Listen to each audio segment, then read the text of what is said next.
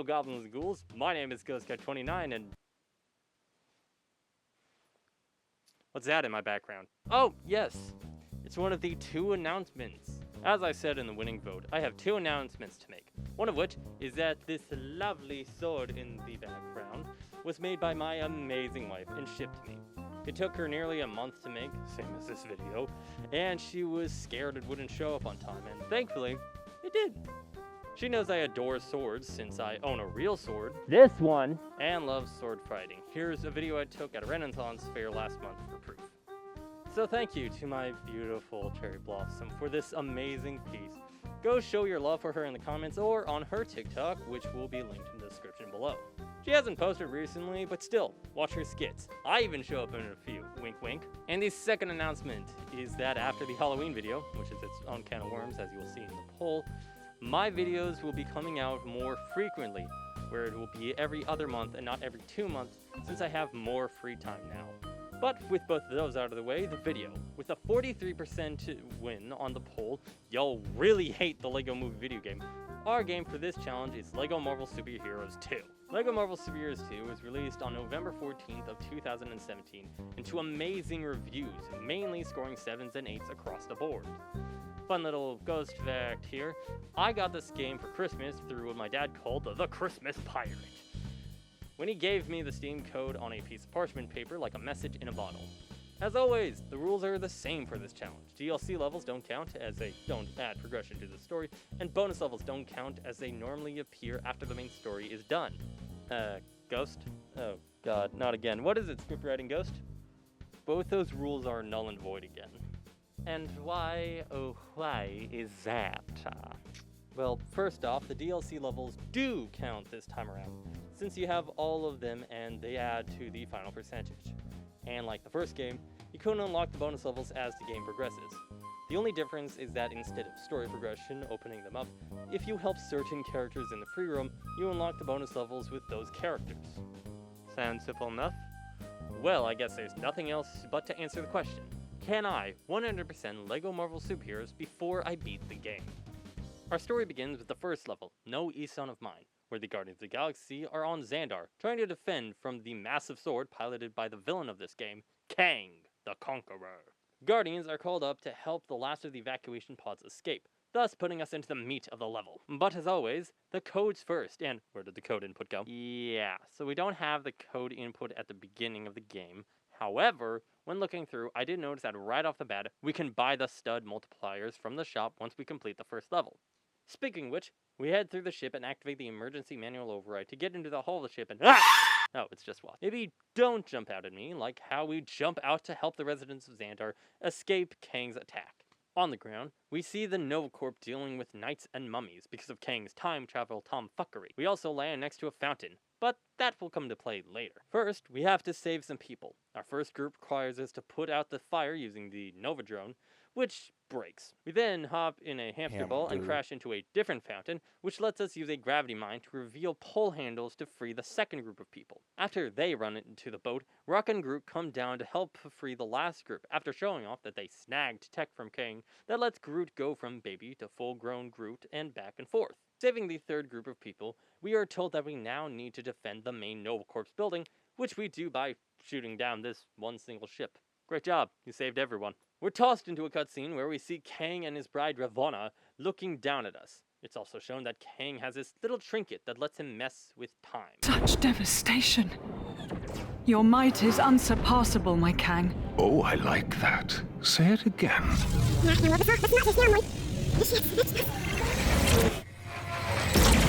Such devastation. Your might is unsurpassable, my Kang. Just as pleasing a second time. With it, he summons a goddamn celestial to deal with the Guardians named Eon the Surtur, which leads to a literal massive boss fight. However, like with LEGO DC supervillains, the boss fights are a bit iffy, which a lot of them boil down to hit things, stun them, do that 3 times. So instead, let's learn about who we're fighting throughout the video with each boss. Starting with, Eon the Surtur is a celestial, as I said, which are basically the gods of the MCU, both comics and movies, which have shown up if you forgot about the Eternals, like everyone seemed to. including the creators of Eternals. I couldn't find much about him, as he seems to mainly be a background Celestial, but during my research, I found that he did make an appearance in the MCU in Guardians of the Galaxy 1, ironic, where they visit the Collector about the Power Stone. Eson is the one that had it in the vision the Collector showed them, the one that vaporized all those people. Is that faithful to the comics? No clue! I could barely find any information on this guy. Anyway, after blowing up what I think is Eson's heart, he disappears. Thus, not only do the Guardians leave, but Kang as well. But not after she shoots down massive rods that stab into Xandar and flashbang the planet.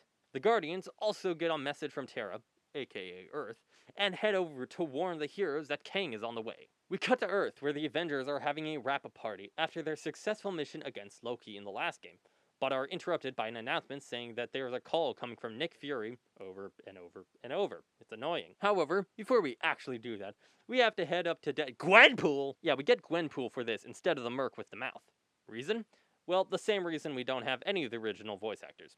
Actor strike at the time. Anyway, we check her closet for the pink bricks, and as I showed, you can buy all the multipliers at the beginning. In total, we would need 157,300,000 studs, and how will we get that much? Well, remember that fountain I mentioned earlier? When you go back to it in free play, you can melt a lever out of the ice, which when pulled, makes a literal stud fountain happen. So I pretty much did what I did back in LEGO Batman 3, and looped this over and over and over, till I got all the stud multipliers. After gathering all of them, we head to Tony, who sends us on a little fetch quest for parts to fix the doors, so we can talk to Fury and start the second level, Avengers World Tour. We answer the call and are told that 3 big things are happening all over the world. Siberia, a massive radiation spike is happening. In the dead middle of the ocean, Atuma, who is the king of Atlanta or something, is doing something sinister. Finally, just down the road on the Brooklyn Bridge, a breakout from what is presumed to be the raft is happening. Before we get to our first team, we get interrupted by Triple J, who's going to be cutting in at the beginning of every level like Lois in LEGO DC Supervillains. Our first team consists of Captain America, Thor, and the most useless member of the team, She-Hulk. Now, I know what it sounds like, but it's actually criticism for this. Hear me out. She is actually useless in this game, and I will prove it every time she is in level, because throughout the game, she is put in levels with characters that can do exactly what she can.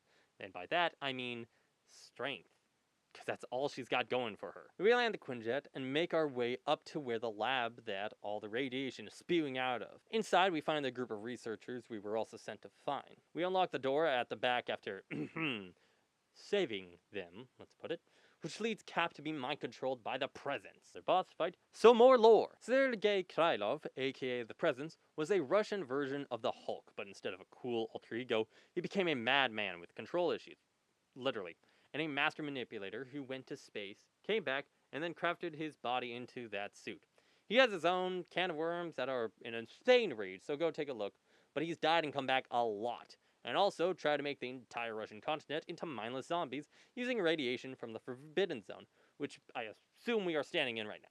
After defeating him, he gives us some vague warning, and we run into the Winter Guard, who are basically the Russian Avengers. Meanwhile, in the depths of the ocean, we meet up with our second team of Iron Man and Captain Marvel, where they run into Atuma, who just so happens to be selling weaponry to Roxxon. Our mission here is to blow up 3 generators around the area.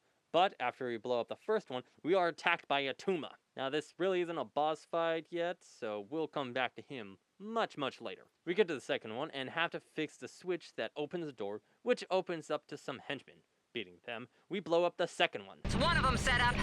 2 to go. Can Captain Marvel count? Proceeding to the last one, we just laser off this part and flick the lever, then toss it onto the last one. Right, that's the second one. 1 more should be enough. No, man, that is in fact the last one. We swim away as it goes off, with Atuma getting away as well, which messes up Tony's suit. Then, somewhere on a world tour, we move back to the Brooklyn Bridge, because it's always that bridge specifically, where the criminals that just broke out are attacking, but are being stopped by our third team of Miss Marvel this time, White Tiger, and Spider-Man. Crossing to the other side on a web, we run into the first villain, Shocker. It's a shocker he even got out. But that's not all, because as we fight him, he gets help from Mysterio! But even after we beat Shocker and Mysterio runs away, we get snatched up by the Vulture and tossed into a fight with Kraven. R.I.P. his movie, who even watched it? We fight Kraven and his carnivorous cat, casually cracking crates to create clever distractions to stop the critter. Actually fighting Kraven, I spammed him with the same move over and over, like a newbie to Mortal Kombat.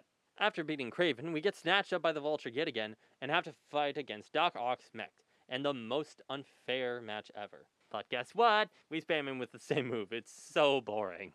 That's why I didn't bother doing info dumps for any of them, mainly because everyone knows all of these 6 sinister villains in one way or another. After beating the Good Doctor, we get a cutscene that mirrors a teaser ending in LEGO Marvel Superheroes 1 on Liberty Island, but this time Kang's sword appears in the background. Kang gives a monologue and then shoots those spear things into the ground again, and suddenly everything went white. Then things come back and Spider-Man gets caught by Gwen, more specifically Spider-Gwen. Does anyone know if this Spider-Man had to watch Gwen Stacy die?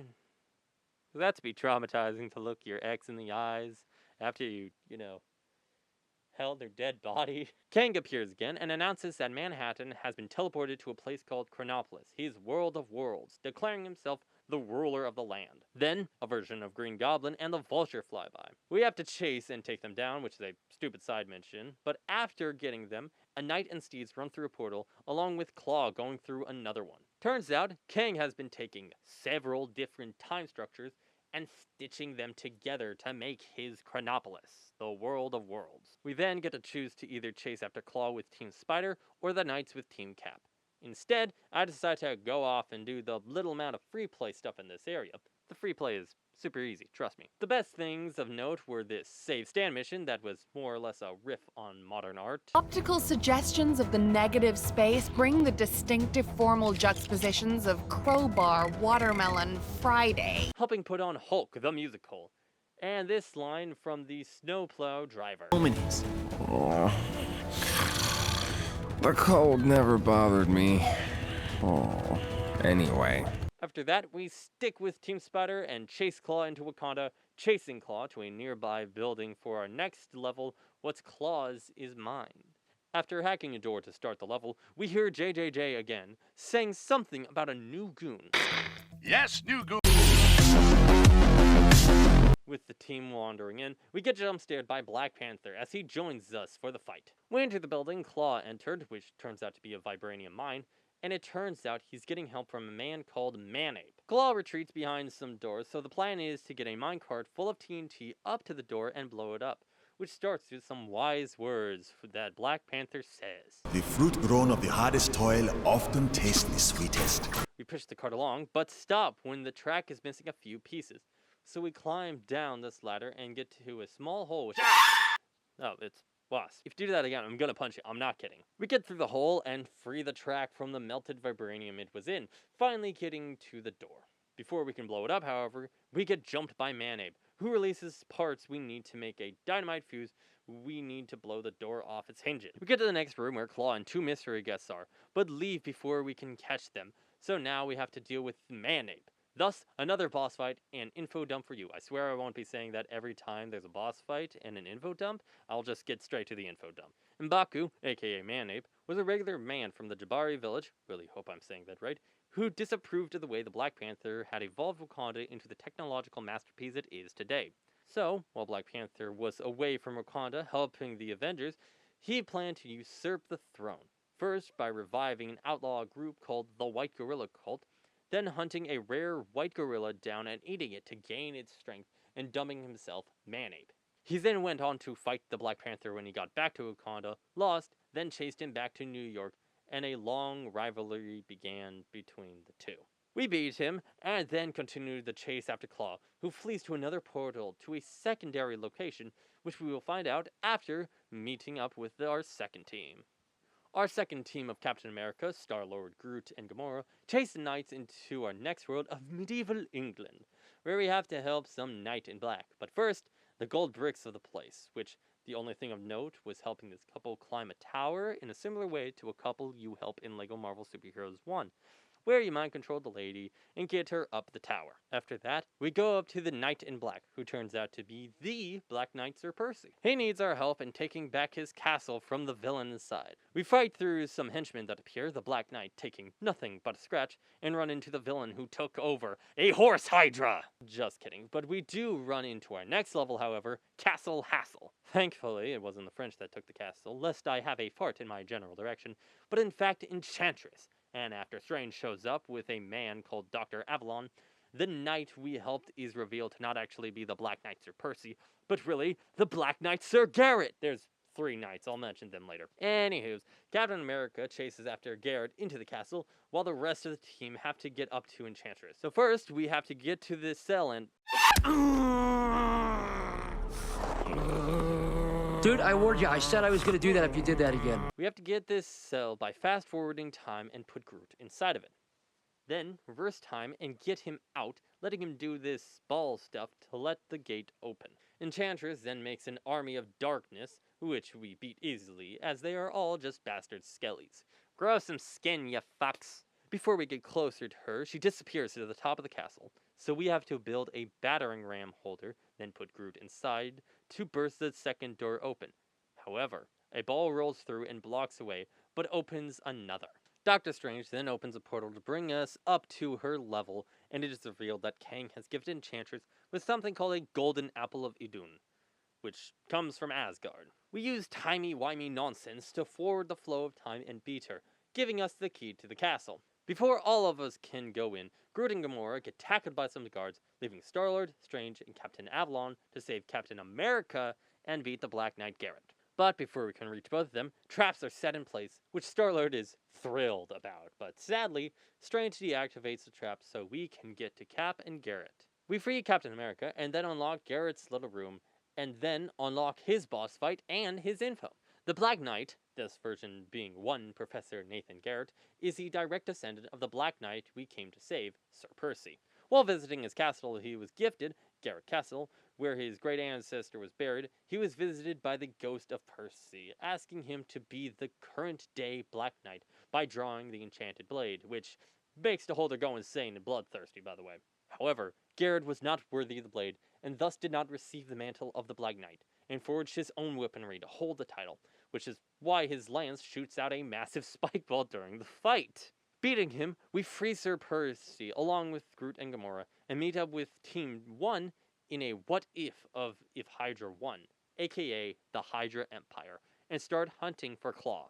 During the search, we see Klaw has made his way onto a giant blimp in the sky, thus we have to get up to him, but not before hearing this cheeky line from Black Panther about stopping to look for gold bricks when I went around to look for gold bricks. Bricks can wait. We need to catch up to Klaw before he gets away. We then head up to the blimp and find that the only way in is by depositing vibranium into the vibranium deposit receptacle.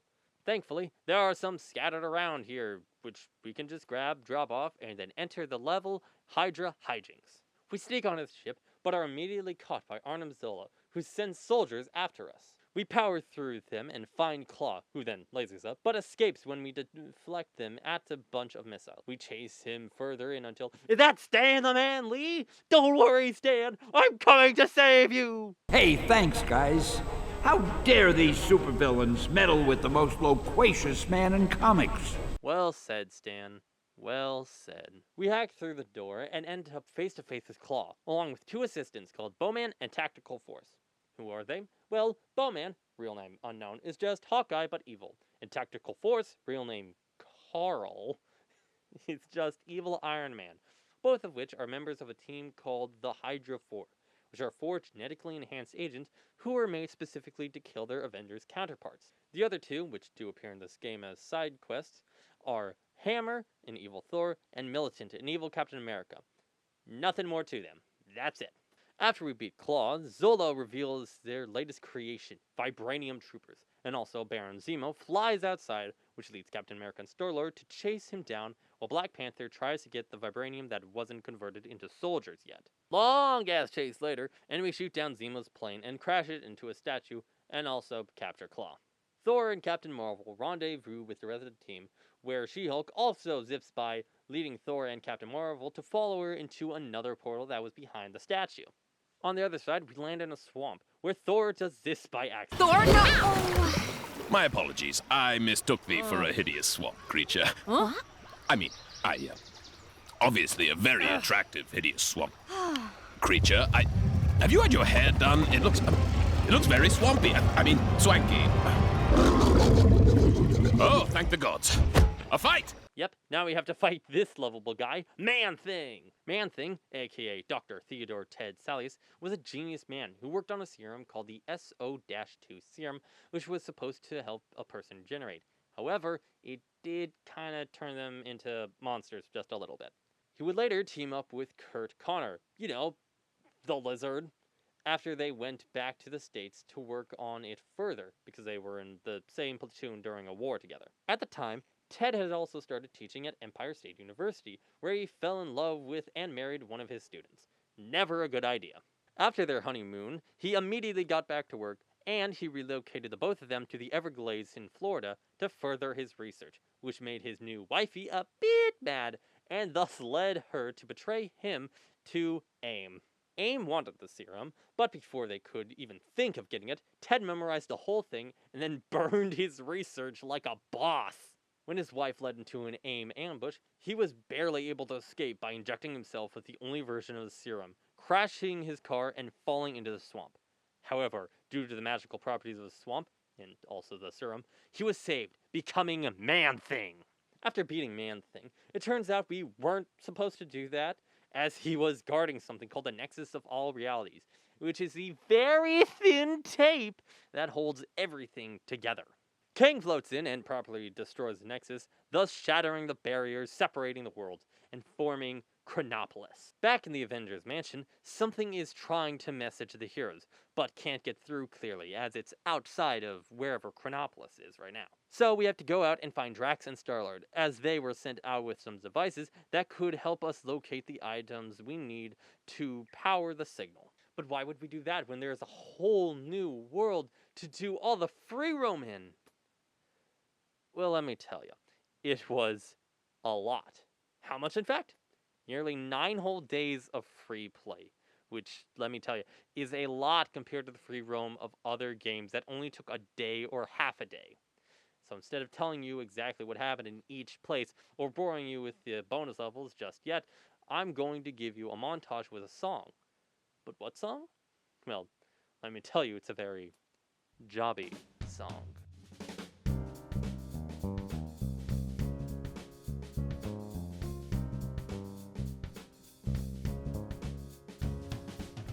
The very thought of you feels like fantasy. Close my eyes, you remain close to me.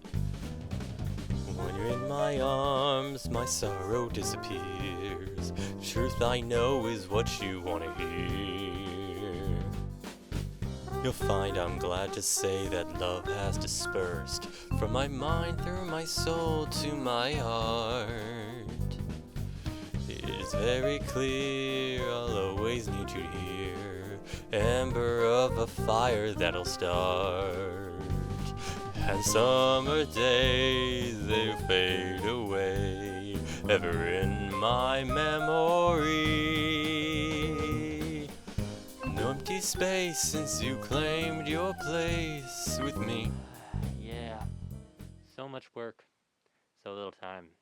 Seriously, this took so long, I could not fit all of it in to make the video any shorter, as we aren't even halfway through the story.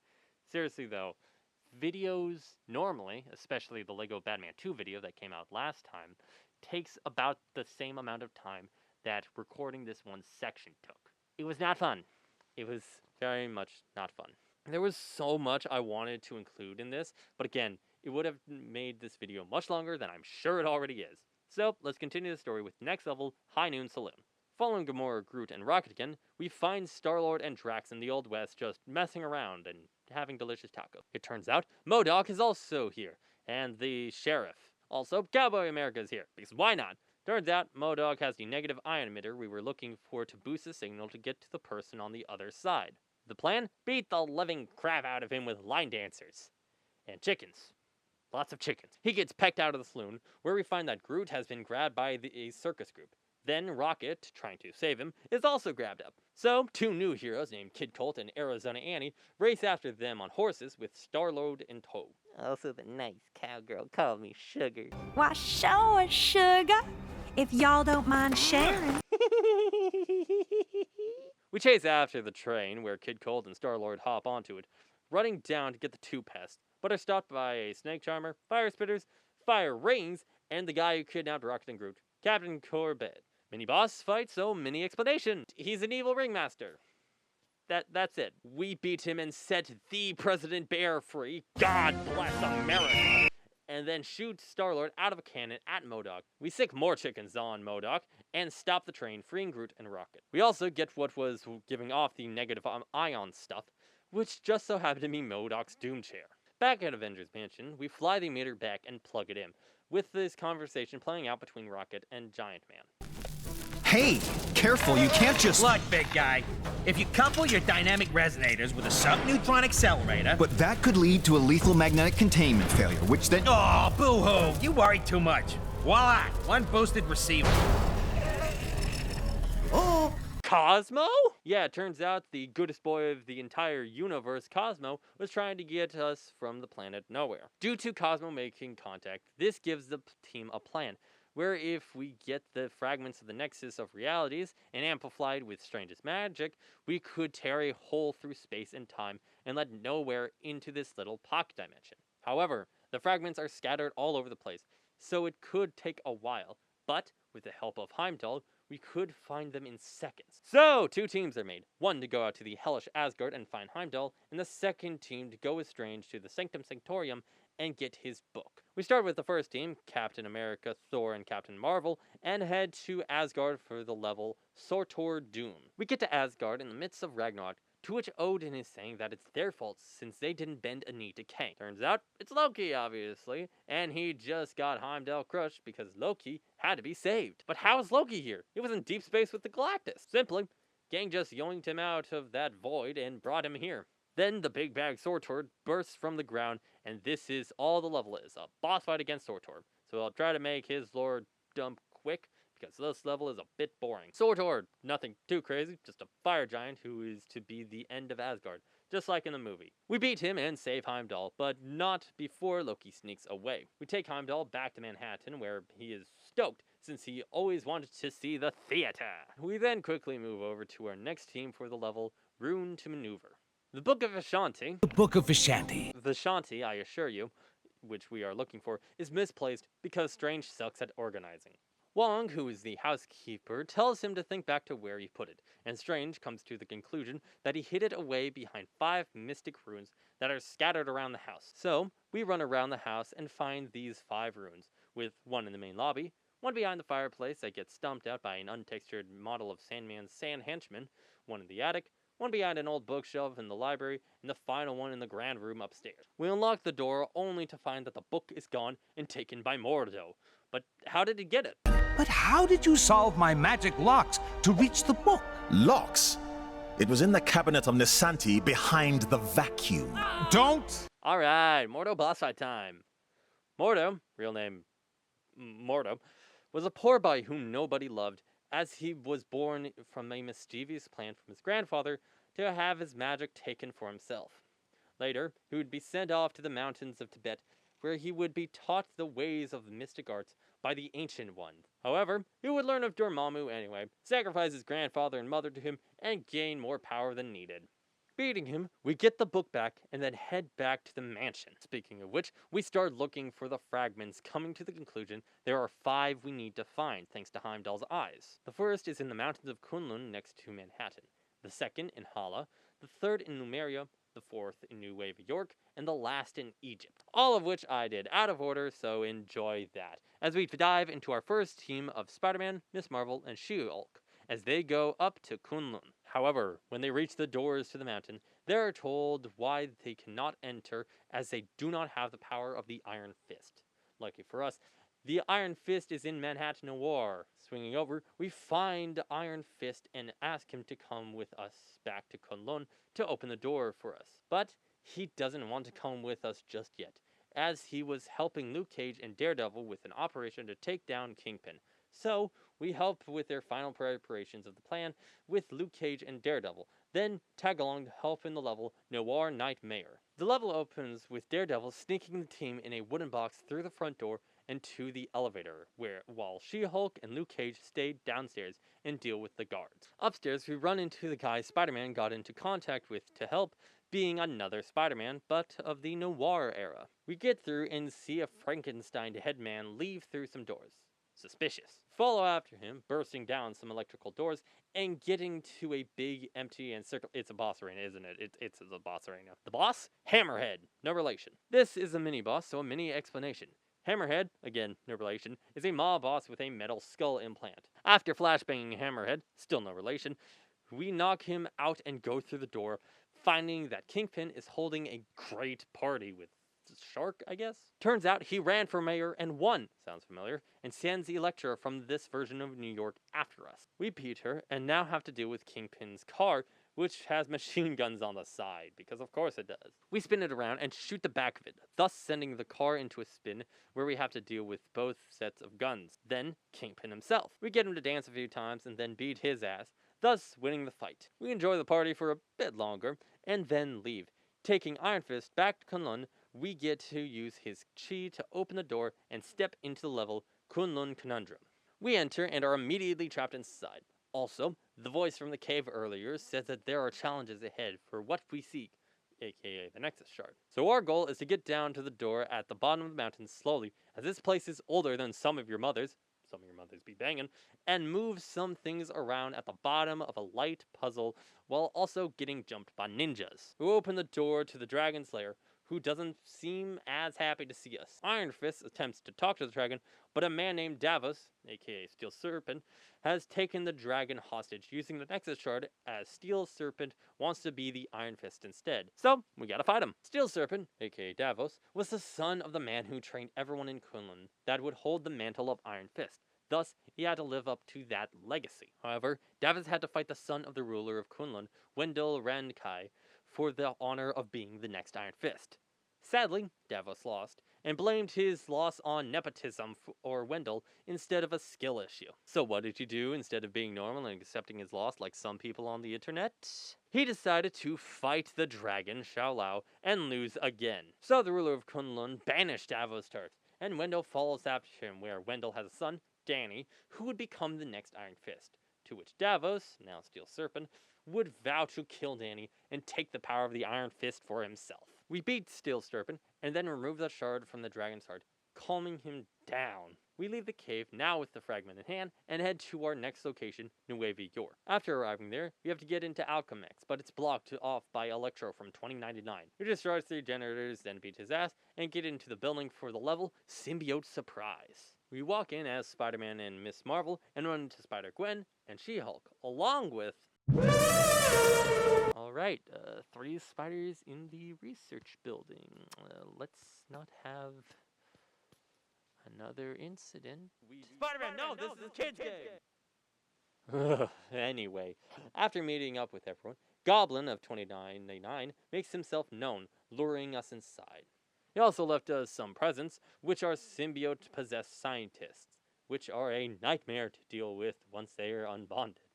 We unlock the door to the other side, where to unlock the door to get to Goblin, we have to handle 2 nuclear cores that, if handled wrong, could level the city. So let's be as gentle as possible as to not... Getting both in, one of which ended up balancing on the paddle somehow, we unlock the door and are jumped by some henchmen. We have to fight them off, and we can swing over them. Nice. On the other end of the door, we see 2 symbiotes enter a massive core and come out all jumbled. Turns out, it was Venom and Carnage that jumped in there and fused together to make... Or is it Carnum or Venage? Do you have a business card? Carnum. Let's stick with Carnum. Goblin is controlling it with the Nexus Fragment, and thus we have to fight it. Carnum is actually an original character for this game, so there really isn't any new information I can give you on it. Carnage and Venom mixed together. The only things I could find it was this from the 1999 Spider-Man Unlimited show, but that was never given a name, and a series called Dark Ages, where it appears in issue 5, and looks like Venom and Carnage both fused to a random bystander, but they both die off in that issue. Also during the fight, this happens! I think we did it!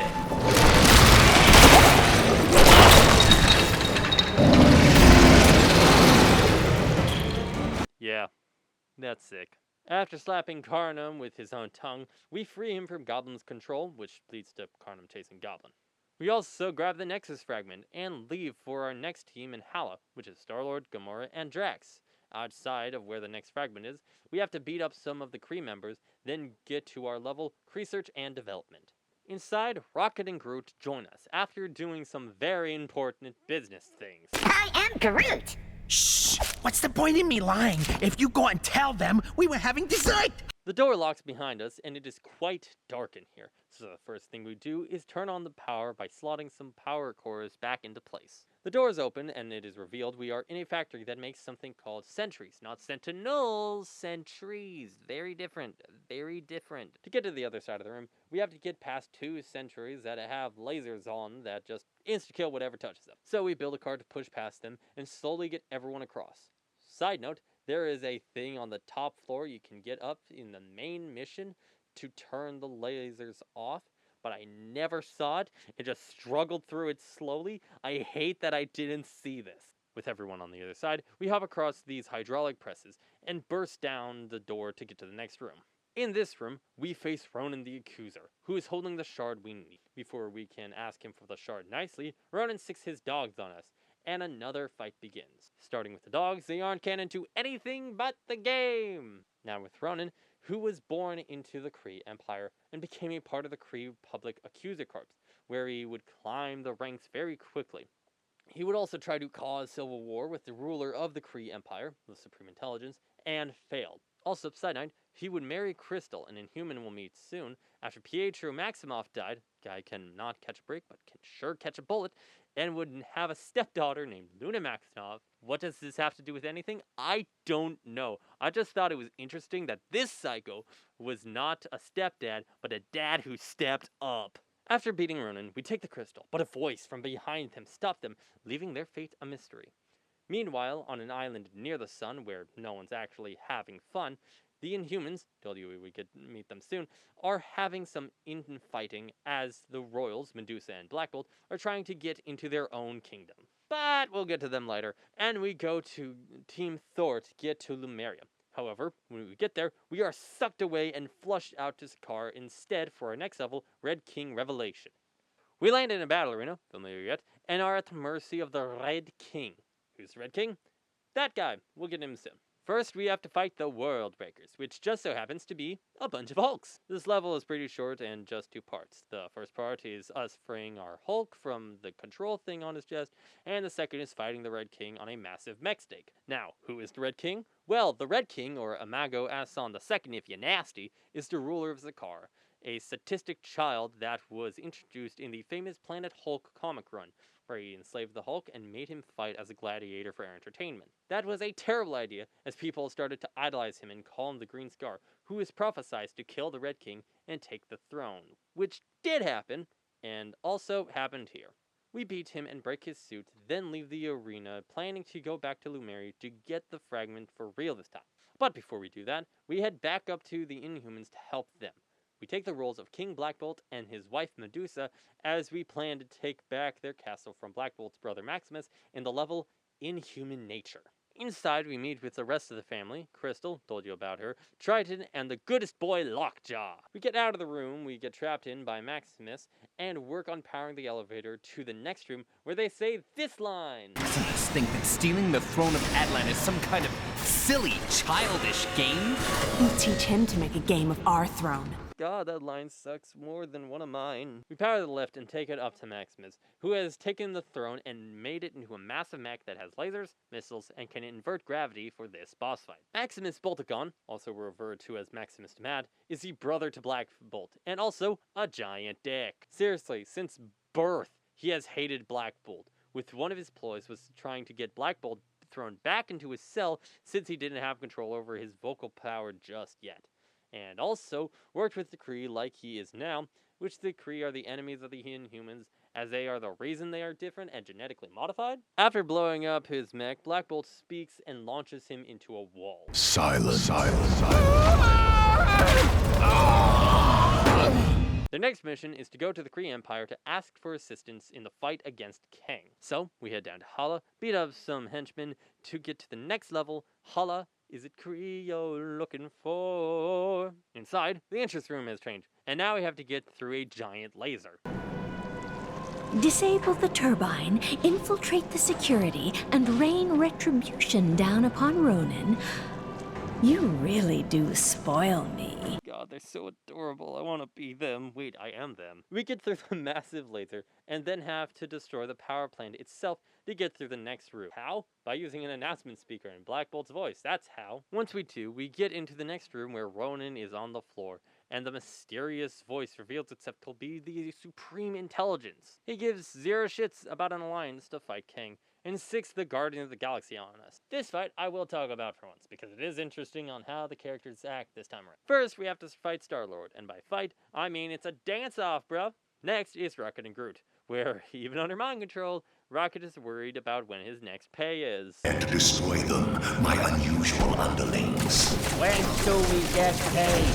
After freeing the rest of the Guardians, which we don't fight, we deal with the Supreme Intelligence by destroying what I think is his heart, and then get the shard out of there, and go to our second to last team in Numeria for the level Tor-Nado. Inside Atuma's palace, we meet a hero named Stingray, who was on Atuma's tail before us. He joins the team, and we begin our chase of Atuma, who has charged a control pearl using the Nexus shard. In trying to get him, we block off our way to get to him, and also accidentally free this Yeti-looking guy named Torg. What is he? A Yeti King. Simple as that. We toss him through a door and continue our chase after Atuma. First by blasting some clams to suck out the water from the airlock so he can breathe proper, and also hit him with a blast of air before going on to the next room where Torg attacks again. But we just smash him into a corner so hard, I swear I heard a voice saying make a move in my ear. We build a giant banana to distract Torg, and then take control of a drone to snap at Atuma a few times before we have to chase after him again. Catching up with him in his own throne room, we start a boss battle. Atuma, like many of the villains, was brought up in the wrong place at the wrong time. He was raised with hatred for the ruling class of Atlantis, his mother died, and he was forced into slavery with others of his tribe. While the others died off, he just grew stronger, and then ran away to become the leader of his tribe after his father passed, becoming rivals with Namor. He also grew a hatred for air breathers, but what else is new? Water's wet, silver is shiny. After defeating Atuma, Torg drags him into the abyss like a fucking psycho, and lets us take the shard. We then cut over to Egypt, where the last shard is, and two Egyptians are talking until a random Sphinx pulls up like a car with someone inside and hypnotizes the pair, presumably. Back with the heroes, they separate the pearl from the shard, then Strange opens the portal to the next shard, which, as I said, is in Egypt. Only a few heroes get there, leaving Captain Marvel, Hulk, and Thor to go the long way there. In Egypt, we run into a pharaoh who can grant us the shard we need. However, to get into the pyramid, we need to do 3 challenges: a camel race, a fight, and something that is in the pyramid. However, that was a trick, as there was really access to the next level. I Sphinx, we have a problem. Strange, Captain America, and our new ally Horus were trapped in there as well. Our only exit is through the lower levels, where the Nexus shard also is. So Hulk decides to smash through the floor, which only separates the group into 2 teams.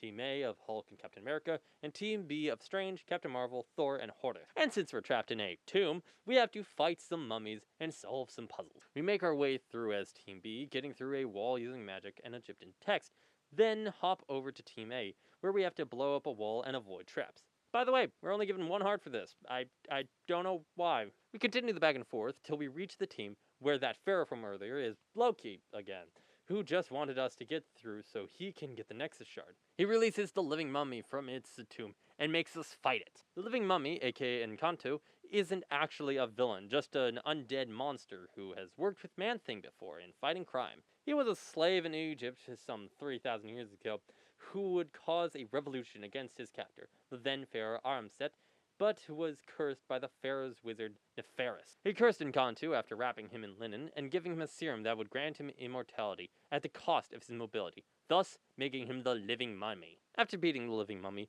we knock him back into his tomb, which leads us to flee through a portal that Strange opens up. The portal lands in front of Loki, who ends up being captured by Horus to rebuild the pyramid. Back in the mansion, it is found out that once Nowhere is here in Chronopolis, we could set off an EMP big enough to wipe out the shield around King's Citadel. So, we get on the roof and build the device that will bring Nowhere here and start up for the next level, the road to Nowhere. Final preparations are made, and we start up the machine to bring Nowhere over. But, accidentally, we bring in Ego the Living Planet. Furthermore, now we are under attack by Kang, because he found out what we were doing, so we're getting screwed from both sides. We have to break into 3 teams to get everything fixed, starting with setting up a link by pointing the satellite in the right direction. This is left to 2099 Spider-Man, Wasp, and Black Bolt. We start by putting out some fires to redirect the first satellite, which will be pointing into space, and then getting the satellites in space connected. Once that's done, we move to the back of the mansion to fix the generator. Classic bad guy move, as Captain America, White Tiger, and Thor. We fixed the first half after hooking it up to a windmill and letting it get blown like I was by your mother last night. The second half of it is fixed when we build a hamster wheel and run in it. With the generator back up and running, we move to our last group of She-Hulk, Spider-Gwen, and Rocket. Their job is to keep the bad guys off of Strange, Iron Man, and Giant Man as they fix the machine. When they do, Ego is sent back and Nowhere is brought in. After that, everyone is scattered with making preparation for the final showdown after they talk to Cosmo. But before that, I have to mention the thing that I talked about a long time ago in my most popular video of LEGO DC Supervillains. The challenges. They were introduced in this game as a little bit of world building, so let's rush through them again. Yes, Aerial Avenger, fly through the bunch of rings of birds. Animal Lover, ride 4 different animals around Chronopolis. Announcer Transfer, destroy the King announcement speakers. Anti-freezer, unfreeze civilians in Manhattan. Billboard Day, change billboards around the city. Cartographer, find all of the map locations. Change of address, help civilians relocate to their dream locations. Drone Destroyer, destroy Kang drones. Dynasty Downer, destroy gold Kang statues.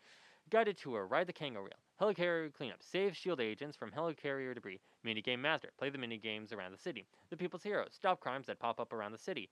Rapper roundup, judge a fucking rap competition. I like this one. Spore or less, smash spores in a car. Stunt hunt, ride ramps around the city. Tittles tracker, find Mr. Tittles around the city. Top hat toppler, destroy silver top hats around the city. Treasure hunter, name is pretty self-explanatory. Trivia time, solve trivia around the city. Underwater Avenger, fly through rings of fish in the water. Vibranium Vanquisher, smash the Vibranium soldiers from Hydra. Visit us not to be missed, a sightseeing. Wanted anonymity, I hate that word.